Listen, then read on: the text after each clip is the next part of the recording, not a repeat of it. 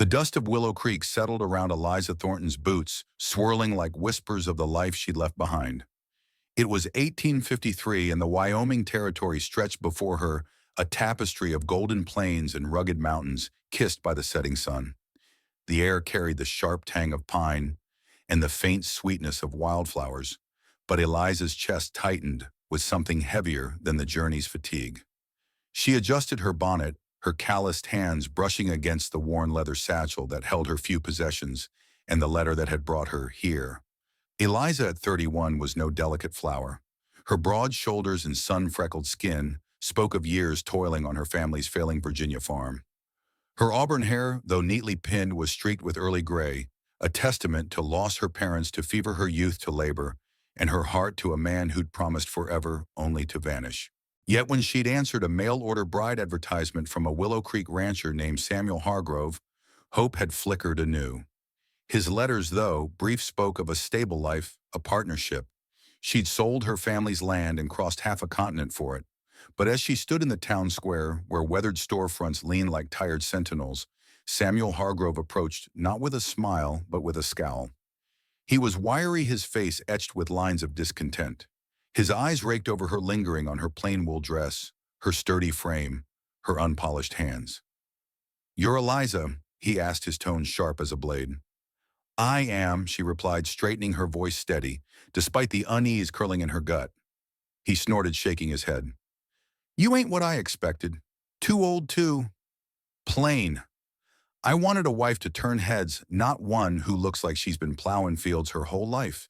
His words landed like stones, each one bruising the fragile dream she'd carried. "I'm sorry, ma'am, but this won't do. I'll pay your fare back east." The townsfolk nearby, women and calico men, hauling sacks of grain, paused, their whispers rising like the dust. Eliza's cheeks burned not from shame, but from a spark of defiance. She'd faced rejection before, but this time she wouldn't crumble. "Keep your money, Mr. Hargrove," she said, her voice low but firm. "I didn't come here for your pity. I came for a life." Samuel turned on his heel, leaving her in the square, as the sun dipped below the mountains, casting long shadows. Alone with no home, no husband, and no plan, Eliza felt the weight of her choice. But as she lifted her satchel, a voice broke through the murmurs. "You look like you could use a hot meal." The speaker was an older woman, her silver hair braided tightly, her eyes kind, but sharp. She wore a faded apron over a sturdy dress, and her hands bore the same calluses as Eliza's. "I'm Rufina Hayes, proprietress of the boarding house. Come with me." Eliza hesitated, then followed Rufina through the creaking doors of a two-story clapboard building. The scent of fresh bread and wood smoke enveloped her, a small comfort. Over a plate of stew, Rufina listened as Eliza recounted her journey, her hopes, and Samuel's cruelty. "Men like him," Rufina said, leaning forward, "think they can measure a woman's worth by her looks. But Willow Creek's got room for those who've got grit." "What'll you do now?" Eliza stared into the flickering firelight, her resolve hardening. "I'll stay," she said. "I'll build something here with or without a husband." But as she spoke, a shadow passed outside the window. A man, broad-shouldered, his hat tipped low, leading a horse through the dusk. His glance met hers, brief but piercing, and something stirred in her chest. Who was he? And could this town, with its whispers and wild beauty, hold a future she hadn't dared imagine? Eliza woke to the scent of cedar and the distant crow of a rooster, her body aching from the thin mattress in Rufina's boarding house. The room was small, its walls adorned with faded wallpaper, curling at the edges, but the window offered a view of the Tetons, their peaks slicing through the dawn mist. She rose, splashing cold water on her face, and studied her reflection in a cracked mirror. Her hazel eyes held a fire Samuel Hargrove hadn't seen or hadn't wanted to. His loss, she thought, tying her hair back with a ribbon. Today she'd start building her life in Willow Creek. Downstairs, Rufina was kneading dough, her hands moving with practiced ease.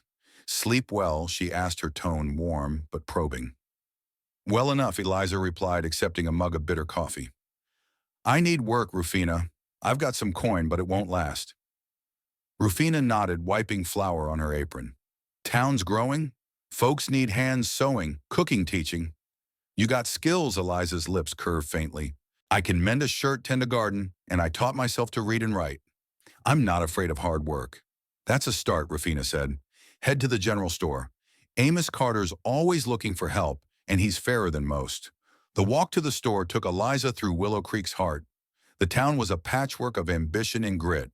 A blacksmith's hammer rang against an anvil. Children darted through alleys and women bartered eggs for cloth. The air smelled of leather and dust with a faint sweetness from the river winding through the valley. At the store, Amos, a wiry man with a graying beard, eyed her curiously. "You the gal?" Hargrove turned away, he asked bluntly. Eliza's jaw tightened, but she met his gaze. "I'm Eliza Thornton, here to work, not to be pitied." Amos chuckled, handing her an apron. "Fair enough. Stock shelves, mind the counter. Pay's modest, but it's honest." The day passed in a blur of weighing flour, tallying accounts, and dodging curious glances from customers. Whispers followed her Hargrove's reject too plain for a bride, but Eliza kept her head high, her hands steady. By noon her apron was dusted with sugar and her mind buzzing with plans. She'd saved for a plot of land, maybe a small shop. She didn't need a man to make her mark. As she swept the porch at dusk, a shadow fell across the boards. It was the man from the night before, his broad frame filling the doorway. Up close, he was younger than she'd thought, perhaps 35, with dark hair curling under his hat and eyes the color of the river at twilight.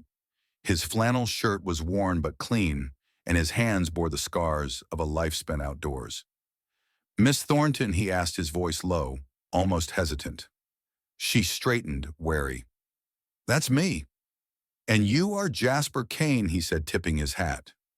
"I manage the Garrett Ranch just outside town. Heard you had a rough welcome." Her defenses bristled. "I don't need sympathy, Mr. Kane. Not offering it," he replied, a faint smile tugging at his lips. "Just thought you might need a friend. Willow Creek can be hard on newcomers." His sincerity disarmed her, but before she could respond, a woman's voice cut through the air. "Jasper, darling." A petite blonde in a pristine dress swept onto the porch, her hand possessive on his arm. "You didn't tell me you were in town." Her eyes flicked to Eliza, cool and appraising. "Who's this Eliza Thornton?" Jasper said evenly. "New to Willow Creek." The woman Clara, as Jasper introduced her, smiled thinly. "Charmed. Jasper, we mustn't be late for supper." She tugged him away, but not before his gaze lingered on Eliza, a question in his eyes. As they vanished into the twilight, Eliza's heart thudded. Jasper's kindness had stirred something unfamiliar, but Clara's presence was a reminder men like him often belong to someone else. Still, she swept the porch with renewed vigor, determined to carve her own path. Eliza's days in Willow Creek settled into a rhythm, each one a small act of defiance against the rejection that had greeted her. The general store became her battleground, where she stacked jars of molasses and bolts of calico with a precision that silenced doubters. Amos, gruff but kind, began to trust her with the ledgers, noting her quick mind for numbers. "You've got a knack," he said one morning, handing her a ledger stained with coffee. "Most folks here can't balance a book to save their lives." The compliment warmed her, but the town's scrutiny lingered.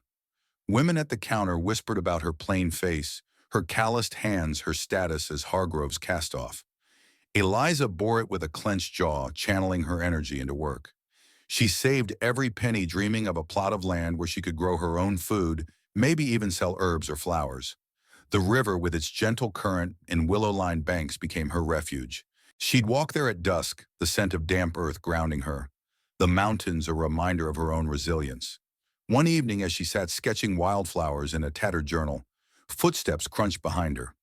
She turned to find Jasper Kane, his hat in hand, his horse tethered nearby. The fading light caught the angles of his face, softening the scars on his knuckles. "Mind if I join you?" he asked. Eliza's pulse quickened, but she nodded, scooting over on the riverbank. "It's a free country, Mr. Kane." "Jasper," he corrected, sitting a respectful distance away. "You're fond of this spot. It's quiet," she said, closing her journal. "Fewer eyes judging me." He frowned, his gaze steady. "Folks here judge what they don't understand." "You're different, Eliza. That's a strength, not a fault." Her cheeks warmed at his words, but she deflected. "And you, now, why's a ranch manager lingering by the river instead of at some fancy supper with Clara?" Jasper's laugh was low-tinged with something bittersweet. Clara's persistent. We were engaged once years ago. She left me when I lost my land to a bad deal. Now she's back thinking she can pick up where we left off. He shook his head. I'm not the man I was. Eliza studied him, sensing a wound as deep as her own. What kind of man are you now? One who values honesty, he said, meeting her eyes, and grit. You've got both. The moment hung between them, fragile as the twilight. But before she could respond, a shout broke the stillness. Eliza Thornton. It was Samuel Hargrove striding toward them, his face flushed with indignation. You're causing trouble working at Amos's store? Folks say you're too bold for a woman stirring up ideas. Eliza stood, her hands fisting at her sides. I'm earning my keep, Mr. Hargrove. If that threatens you, that's your problem, not mine. Samuel's eyes narrowed. You don't belong here. Women like you, plain headstrong, don't last in Willow Creek. Jasper stepped forward, his voice calm but firm. That's enough, Hargrove. Miss Thornton's got more right to this town than your small mind allows. Samuel bristled but backed off, muttering as he retreated. Eliza's heart pounded, not from fear, but from the fire Jasper's defense had kindled. Thank you, she said quietly. Don't thank me, Jasper replied. You held your own. I just made sure he listened. As he walked her back to the boarding house, the stars emerging above Eliza felt a shift. Jasper saw her not as a rejected bride, but as a woman with a future. But Clara's shadow loomed and Samuel's words echoed. Could she truly belong here, or would the town's prejudice drive her out? The Saturday market in Willow Creek was a riot of color and sound, vendors hawking apples, the clang of a blacksmith's hammer, children laughing as they chased a stray dog. Eliza stood behind a makeshift stall, her hands steady as she arranged jars of preserved herbs she'd gathered from the riverbank. Rufina had suggested selling them to earn extra coin, and though Eliza's stomach churned with nerves, she squared her shoulders. The scent of lavender and rosemary mingled with the crisp autumn air, grounding her. This was her chance to prove she wasn't just Hargrove's cast-off. Customers drifted by, some pausing to inspect her jars, others whispering as they passed. She's got nerve, one woman muttered, eyeing Eliza's simple dress. No husband, no family yet here. She is bold as brass. Eliza forced a smile, offering a sample of dried mint to a hesitant buyer. Her first sale, a nickel for a jar of sage, felt like a small victory, a seed planted in this unforgiving soil. Midday, the crowd parted for Clara Wentworth, her silk dress, a stark contrast to the homespun calico around her. She approached Eliza's stall, her smile sharp as a blade. How quaint, Clara said, picking up a jar with gloved fingers.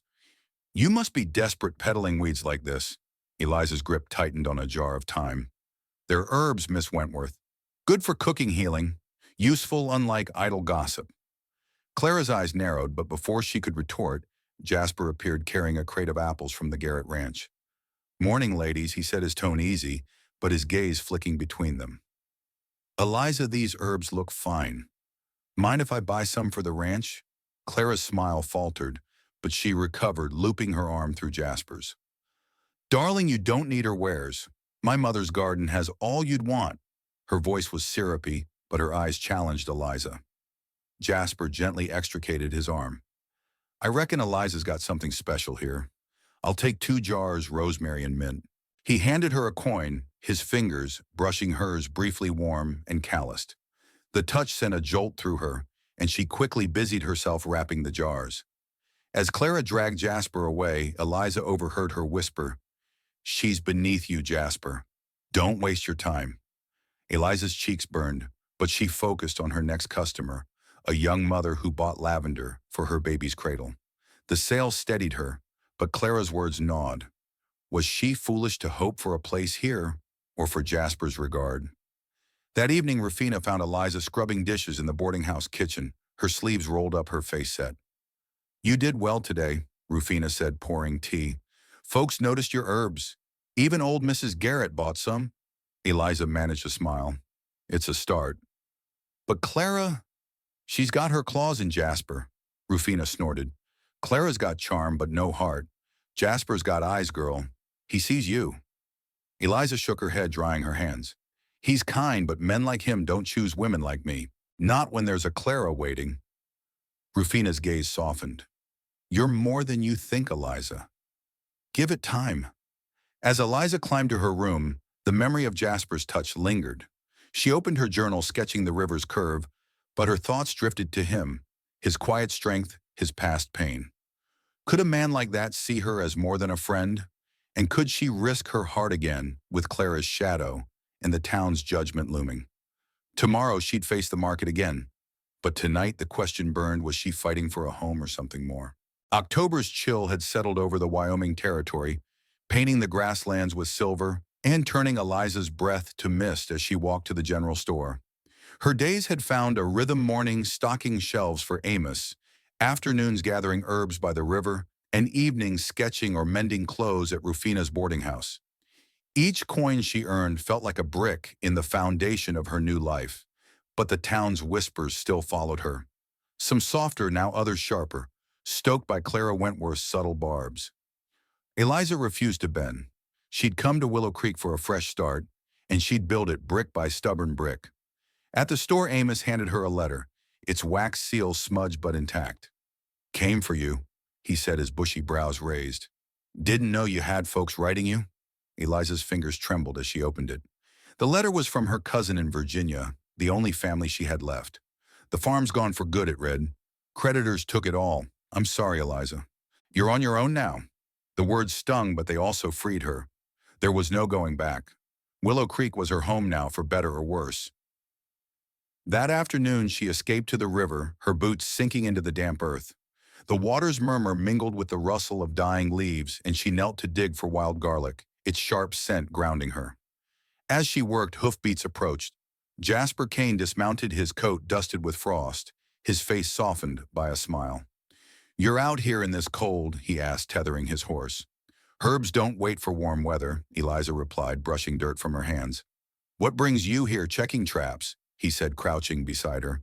But I saw you from the ridge. Thought I'd say hello. His nearness warmed her more than it should have. She focused on the garlic, but his gaze was steady, curious.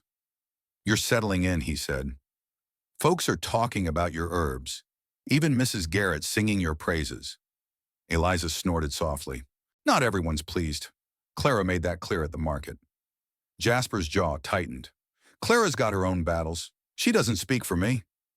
Her heart skipped, but she kept her tone light. And what do you speak for Jasper Kane? He paused, plucking a blade of grass. A life built on truth. I lost everything once land, pride, love. Took years to learn what matters. You remind me of that. His words hung in the air, raw and unguarded.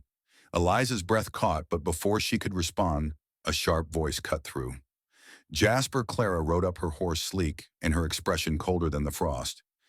You're wasting time with this. Herb girl. Eliza stood, her hands fisted. I've got a name, Miss Wentworth, and I'm not here to steal what's yours. Clara's laugh was brittle.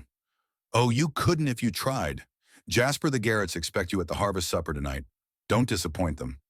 She shot Eliza a dismissive glance before spurring her horse away. Jasper sighed, rubbing the back of his neck.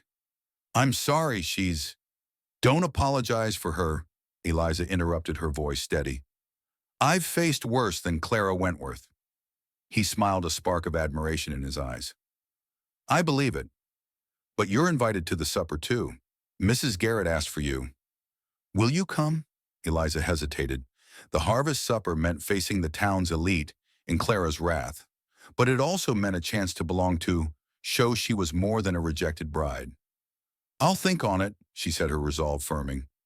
As Jasper rode off, Eliza clutched her basket of garlic, the river's song urging her forward. The supper could be a turning point or a trap. Would she risk it to claim her place? And what did Jasper's invitation mean? The Garrett Ranch sprawled across the valley, its barn aglow with candles and strung with dried corn stalks for the harvest supper. Eliza smoothed her best dress, a simple green muslin mended but clean, as she stepped through the doors, the scent of roasted venison and apple cider wrapping around her. Laughter and fiddle music filled the air, but the weight of curious stares pressed against her. She'd debated staying home safe in Rufina's boarding house, but Jasper's invitation had sparked a stubborn resolve. She wouldn't hide. Not tonight. Rufina had lent her a shawl, its soft wool a small armor against the town's judgment. "Hold your head high," Rufina had said, pinning a sprig of lavender to Eliza's collar. "You're as good as any of them." Now standing among Willow Creek's finest, Eliza clung to those words. Women in fine silks whispered behind their fans, and men in pressed vests glanced her way, some with pity, others with disdain. Samuel Hargrove stood in a corner, his scowl a familiar sting, but Eliza refused to shrink. She spotted Jasper near the head table, his flannel shirt traded for a clean jacket, his dark hair tamed but still curling at the edges. He caught her eye and crossed the room, his smile warm enough to thaw the October chill. "You came," he said, his voice low over the music. "I was hoping you would. Couldn't resist the promise of pie." Eliza replied, her tone light despite the flutter in her chest. His laugh was a quiet gift, easing her nerves. Before they could talk further, Mrs. Garrett, a stout woman with kind eyes, approached. "Miss Thornton, your herbs made my stew the talk of the town," she said, pressing a glass of cider into Eliza's hand. "You've a gift. Ever thought of teaching others?" Eliza blinked, caught off guard. "Teach I've never considered it." "Think on it," Mrs. Garrett said. "Our women could use your know-how." Her words planted a seed one Eliza tucked away for later. The moment shattered as Clara Wentworth glided over her crimson dress, catching every eye. "Jasper, you're neglecting your duties," she said, her voice honeyed but sharp. "And Miss Thornton, how bold of you to join us. Not many would after such a public rejection." The crowd hushed, sensing a scene. Eliza's fingers tightened around her glass, but she met Clara's gaze. "I'm here to build a life, Miss Wentworth, not to dwell on men who lack vision." A few gasps rippled through the room, but Jasper's lips twitched, a spark of pride in his eyes. Clara's smile froze. "Careful, Eliza. Willow Creek rewards those who know their place, and I'm finding mine." Eliza shot back, her voice steady. "It's not behind you." Clara's eyes flashed, but she turned away, pulling Jasper toward the dance floor. He hesitated, glancing at Eliza, but duty or habit drew him along. As they spun to the fiddle's tune, Eliza felt a pang, not of jealousy, but of longing. Jasper's kindness, his quiet respect stirred something she hadn't felt in years. But Clara's claim was clear, and Eliza wouldn't fight for a man already bound. She stepped outside the cool night air, sharp with pine and wood smoke.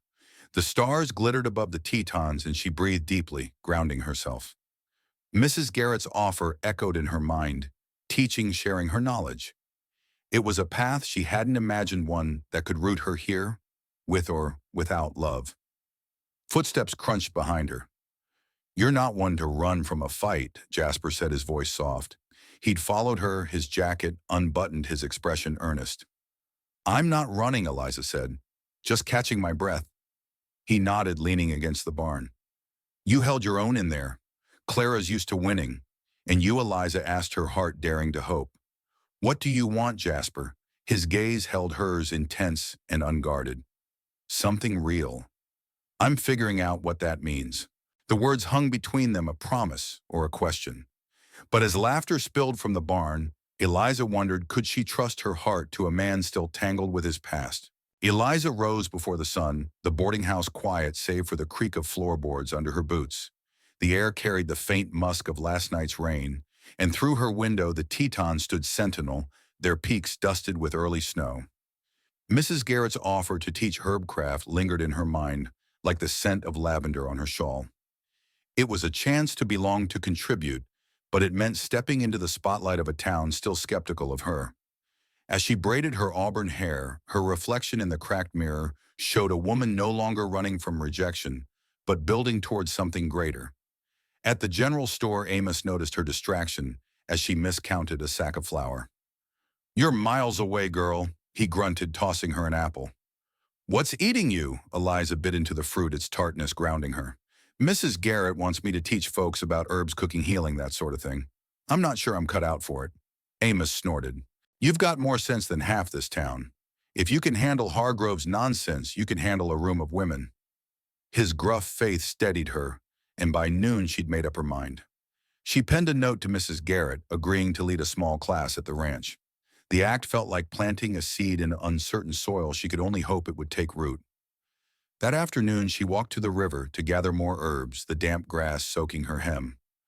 The water's ripple and the cry of a distant hawk soothed her nerves, but her thoughts kept drifting to Jasper. His words last night. Something real had stirred a hope she barely trusted. Clara's hold on him was clear, yet his eyes had sought Eliza's, as if searching for an anchor, as she knelt to clip sage hoofbeats sounded. Jasper dismounted, his hat tilted against the sun. "You're always out here," he said, a smile in his voice. "The river's gonna miss you when winter comes." Eliza laughed, brushing dirt from her hands. "It's my church." "What's yours?" He gestured to the mountains. "Those. They don't judge, just stand there steady." He paused, crouching beside her. "Heard you're teaching at the ranch." "That's brave." Her cheeks warmed. "Or foolish. Folks here don't take kindly to a woman like me leading anything." Jasper's gaze was steady. "A woman like you, strong, smart kind, they'd be fools not to listen." The compliment landed softly, but before she could respond, a rustle broke the quiet. Samuel Hargrove emerged from the trees, his face twisted with disdain. "So this is where you hide," he sneered, eyeing Jasper. "And with the ranch manager no less. Trying to snare a husband after all." Miss Thornton Eliza stood, her voice icy. "I'm gathering herbs, Mr. Hargrove, not husbands. You'd do well to mind your own business." Samuel stepped closer, his tone mocking. "You think you can play teacher? This town doesn't need your kind stirring trouble." Jasper rose, his frame tense, but his voice calm. "Hargrove, you've said enough. Leave her be." Samuel's eyes flicked between them, a smirk curling his lips. "Careful, Kane. Clara won't like you cozying up to this one." He stalked off, leaving a bitter silence. Eliza's hands shook as she packed her herbs, but Jasper's touch on her arm steadied her. "Don't let him get to you," he said. "You're doing something good here." She nodded, but doubt gnawed. Samuel's words echoed the town's whispers, and Clara's shadow loomed larger than ever. As Jasper walked her back to town, the setting sun casting long shadows, Eliza felt the weight of her choice. Teaching could root her in Willow Creek or expose her to more scorn. And Jasper's kindness, was it friendship or something deeper she dared not name? The garret barn, cleared of harvest decorations, was transformed into a classroom for Eliza's first herbcraft lesson.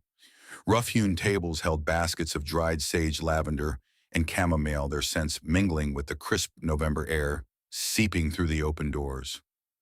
Eliza stood at the front, her green muslin dress, neat but plain, her journal open to notes she'd scribbled late into the night. A dozen women sat before her, some curious, others skeptical, their calico skirts rustling as they whispered. The Tetons loomed through the window, their snowy peaks a silent encouragement, but Eliza's heart raced. This was her chance to prove she belonged not just to them, but to herself. Mrs. Garrett, her champion, clapped her hands to quiet the room. "Ladies, Miss Thornton's here to share her knowledge. Let's give her our attention." Her warm smile steadied Eliza, but the sight of Clara Wentworth in the back row, her arms crossed and her lips pursed, sent a chill through her. Samuel Hargrove's absence was a small mercy, but his influence lingered in the guarded eyes of some attendees. Eliza took a breath, her voice steady despite her nerves. "Herbs aren't just plants, they're medicine-flavor comfort. Today we'll learn how to use them for healing and cooking." She held up a sprig of rosemary. "This strengthens memory and seasons a stew like nothing else." A few women leaned forward, intrigued, as she explained how to brew chamomile tea for sleepless nights or rub sage on a burn. Her hands moved with confidence, years of tending her family's garden guiding her. A young woman named Mary, her face freckled and earnest, raised her hand. "Can lavender really help with headaches, like you said?" Eliza nodded, passing her a small sachet. "Try it. Keep it by your pillow." Mary's smile was a spark, and others began asking questions, their skepticism softening. Eliza felt a surge of pride. She was teaching, connecting, building something real. But Clara's voice cut through like a winter gust. "This is all very charming, Miss Thornton, but can a woman like you, unmarried, unpolished, really expect us to trust your expertise?" The room's stilled eyes darting between them. Eliza's jaw tightened, but she met Clara's gaze. "My expertise comes from years of work, Miss Wentworth, not a ring on my finger or a fancy dress. Try the lavender yourself. It might ease that sharpness of yours." A few women stifled laughs, and Clara's cheeks flushed, But she said nothing, her silence a small victory. As the lesson ended, several women lingered, thanking Eliza and taking her herb sachets. Mary clutched hers like a treasure. "I'll tell everyone about this," she promised. Outside, the dusk painted the valley in purples and golds. Jasper waited by the barn, leaning against a fence post, his hat tipped back. "Heard you held your own in there," he said, his eyes warm. Clara didn't make it easy. Eliza shrugged, though her heart lifted at his presence. "She's not the first to doubt me. Won't be the last." He stepped closer, his voice low. "You're changing things, Eliza. I saw it today. Those women listened because you spoke from the heart." His words stirred that dangerous hope again, but before she could respond, hoofbeats sounded. Samuel Hargrove rode up, his face dark. "You're stirring trouble, Thornton," he barked, "filling women's heads with ideas. You'll regret this." Jasper moved between them, his stance protective. "She's teaching Hargrove, not preaching. If that scares you, that's your failing." Samuel sneered but rode off, leaving a cloud of dust. Eliza's hands trembled, but Jasper's steady presence calmed her. "He won't stop," she murmured. "Then neither will you," Jasper said, his gaze unwavering. "You've got more strength than he'll ever understand." As they walked back to town, the stars emerging above Eliza felt the weight of her triumph and the looming threat of Samuel's anger. Could her teaching truly change Willow Creek, or would it spark a backlash she couldn't withstand? November's bite had deepened, frosting the windows of Rufina's boarding house and turning the river's edge to brittle ice.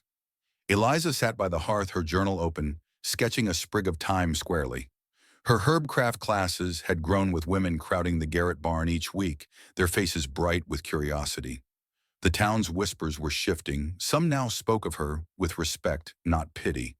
But Samuel Hargrove's threats lingered like a shadow, and Clara's icy glares at every gathering reminded Eliza that acceptance was fragile. Today she'd closed the store early to prepare for a special class, teaching the women to make salves for winter ailments. As she packed her basket with beeswax and dried herbs, Rufina watched her, her eyes sharp. "You're making waves, girl," she said, stirring a pot of stew. "Samuel's been talking to the town council, saying your classes are unseemly for women." Eliza's stomach tightened, but she forced a smile. "Let him talk. I'm not here to please him." Rufina nodded approvingly. "Good, but watch your back.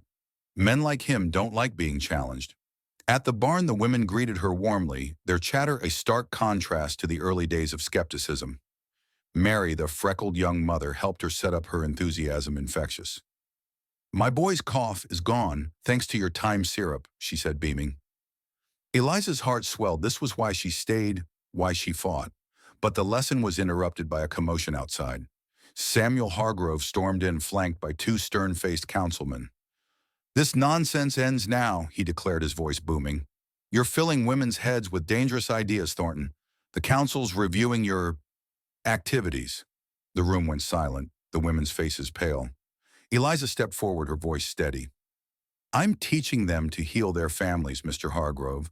If that's dangerous, then so is every doctor in this territory." A murmur of agreement rippled through the women, and Mary stood up. "She's helped us more than you ever have, Samuel. Leave her be."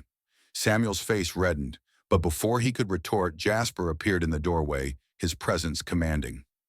"Hargrove, you're out of line," he said, his tone calm but edged with steel. "The council's got no business shutting down honest work." "Unless you're afraid of women who think for themselves," the crowd gasped and Samuel's eyes blazed. "You'll regret this, Kane," he spat, storming out with the councilman trailing. The women erupted in applause, but Eliza's hands shook as she resumed her lesson. Jasper lingered, helping clean up after the class. In the quiet barn, lit only by a flickering lantern, he spoke softly. "You were fearless today. I'm proud of you." Eliza's throat tightened. "I'm scared, Jasper. Samuel's got influence. He could ruin everything." Jasper stepped closer, his river blue eyes intense. "He won't. You've got the women on your side and me. I'm not going anywhere." Her heart raced at his words, but doubt crept in. "What about Clara? She's not giving you up without a fight." Jasper's jaw tightened. "Clara and I are done. I told her last week. My heart's elsewhere." His gaze held hers, a silent confession that stole her breath. Before she could speak, Mary burst in breathless. Eliza Samuels spreading lies at the saloon says you're a fraud, dangerous. Folks are listening. Eliza's stomach dropped. The town's fragile acceptance could crumble under Samuel's campaign. She looked at Jasper, his face set with determination. We'll fight this, he said.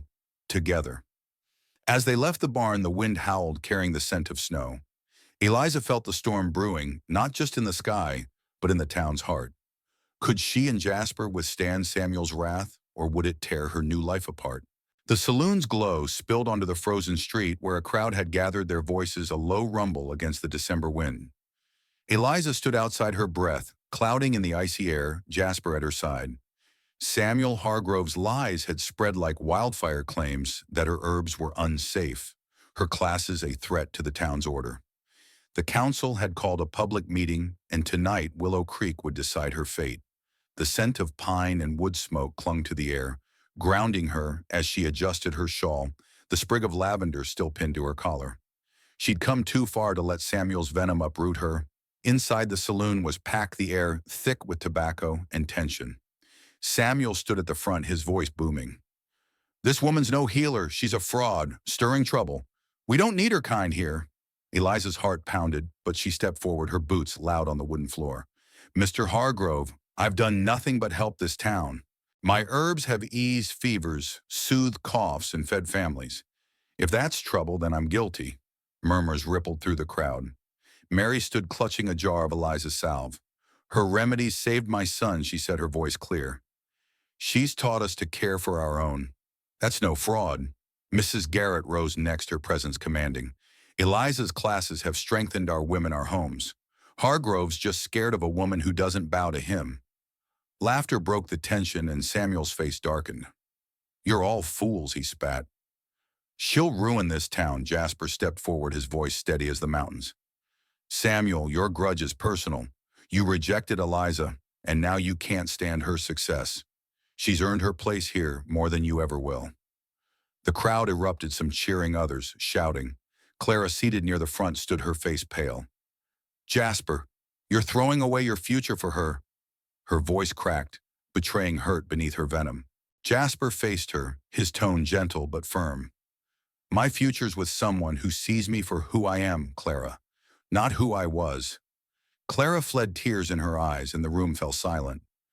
Eliza's chest tightened. Jasper's words were a declaration, one she hadn't dared hope for. The councilman, an older man named Mr. Tate, cleared his throat. Miss Thornton, the town's spoken. Your classes can continue. Hargrove, enough of this nonsense. The crowd cheered, and Eliza's knees nearly buckled with relief. As the meeting dissolved, folks approached her, offering thanks and apologies. Samuel stormed out, his defeat written in his slumped shoulders. Outside, under a sky heavy with snow, Jasper took Eliza's hand. You did it, he said, his eyes bright. You changed this town. We did it, she corrected, her voice soft. I couldn't have faced him without you. Jasper's smile was tender, his scarred hand warm in hers. Eliza, I've been running from my past for years. But you make me want to build something new. With you, if you'll have me. Her heart soared, but she searched his face, needing truth. You mean that? No regrets, no Clara. None, he said, stepping closer. I love you, Eliza Thornton, for your strength, your heart, your stubborn grit. Tears pricked her eyes, but she laughed, the sound free and light. I love you too, Jasper Kane, for seeing me when no one else did. He kissed her, then soft and sure, the snow falling like a blessing.